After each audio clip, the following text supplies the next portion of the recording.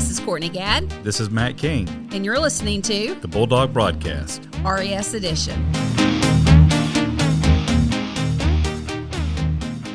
Hey, this is Miss Thompson, and today I'm here with Coach Love. Coach Love, go ahead and introduce yourself, please. Okay, my name is Coach Donna Love. I enjoy teaching PE here at Rossville Elementary. This is my 17th year at Rossville and my 24th year of teaching. So, what makes Rossville special to you?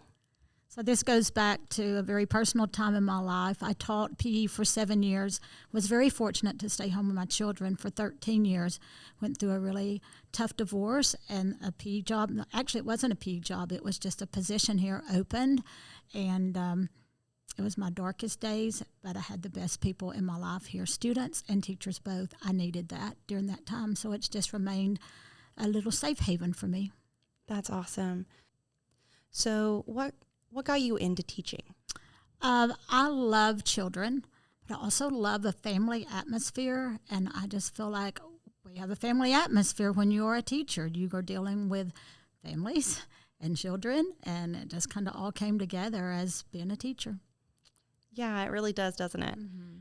So what are some of your hobbies? With being a PE teacher, I find myself trying to stay active, which is not that hard. I feel like the Tennessee Valley and this whole North Georgia area has tons of places to go hiking and kayaking and jogging and walking. So I love being with my family. That was probably my top priority.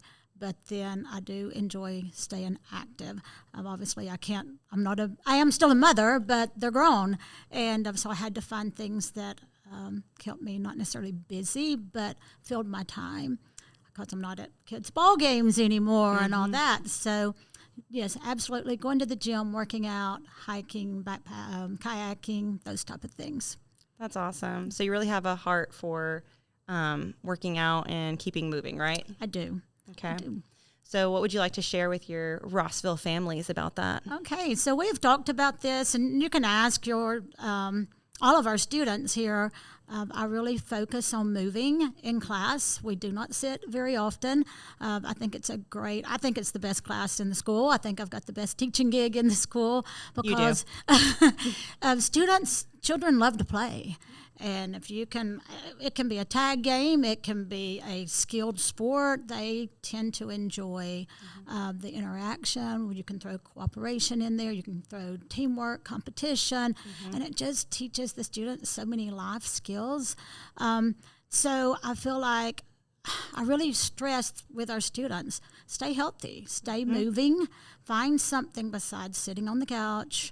I like to sit on the couch when I first go home in the afternoon and just de-escalate, but then I like to go out and walk my dogs and be around the pool, get some swimming in, or go to the gym. And even if you don't have access to that, I always tell the students, you can do some movement in your house somewhere just to move your body.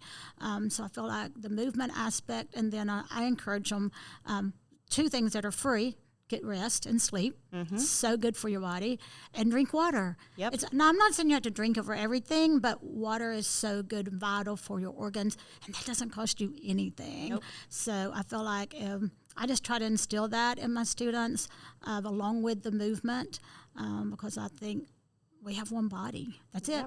We have one body, and the more we think about it now, I feel like the better off as they get old, like I am, which is what I tell them all the time. So I'm just like to encourage everybody in our community listening to the podcast, even if it's a 10-minute walk. Yeah. It clears your mind. It de-stresses. It does not have to be. I'm often asked with my husband, who I walk with, are we strolling or are we walking with purpose? Both are great because you're moving your body. Yeah. And some days it's walking with purpose because we need to burn some calories. Some days it's just a stroll. And I think our students can benefit from moving also. Yeah.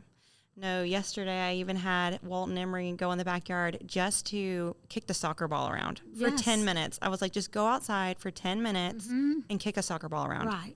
First off, this is their first year playing soccer. And so I was like, we got to learn some technique or something. Exactly. But just getting their body moving instead of just getting on the Switch or the Game Boy when they get home. Yes. So, no, I see that. I really encourage that with my kids as well. So I can tell they do well in PE class. All of our students, I feel like, do well. But there are so many studies out there now about children sitting behind computer screens. And I think technology is great, but also there is a huge amount of studies that support physical activity and the improvement they see in academics when students are staying active. Yeah.